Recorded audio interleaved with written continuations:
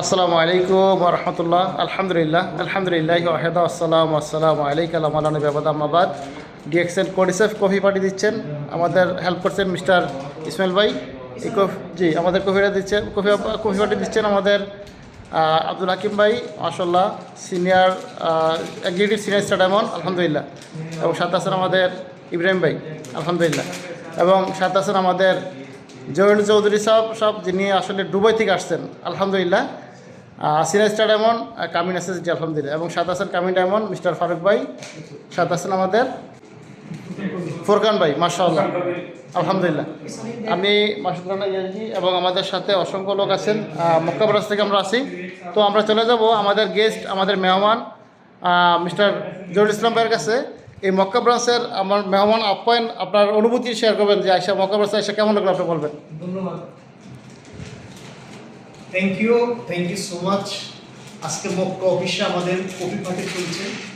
এই কফি পার্টিতে অ্যাটেন্ড করার জন্য আজ থেকে 8 বছর আগ পর্যন্ত যে স্ট্রাগল করে গেছি, অনেক বাধা বিঘ্ন অতিক্রম করে আজকের এই কফি খাওয়ার জন্য এখানে আসছি। আমার প্রিয় লিডাররা, ভাইয়েরা আমাকে যে সম্মান দিয়েছে তাদের কাছে আমি কৃতজ্ঞ। প্রিয় অডিয়েন্স, এই কফি পান করার জন্য, এই সম্মান অ্যাচিভ করার জন্য অনেক সিন্ডিকেটের সম্মুখীন আমি হয়েছি।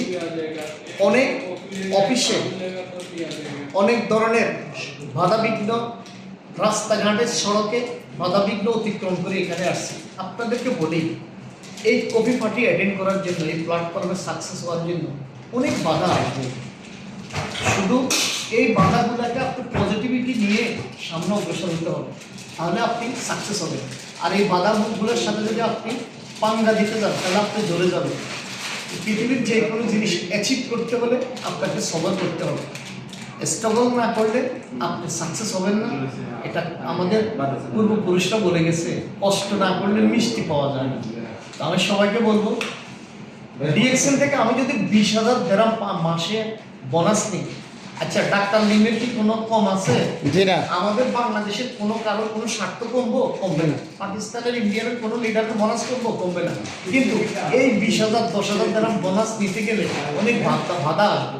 এই বাধাগুলোকে আপনি অতিক্রম করে সাকসেস হতে হবে। আশা করি বুঝতে পারছি। ধন্যবাদ।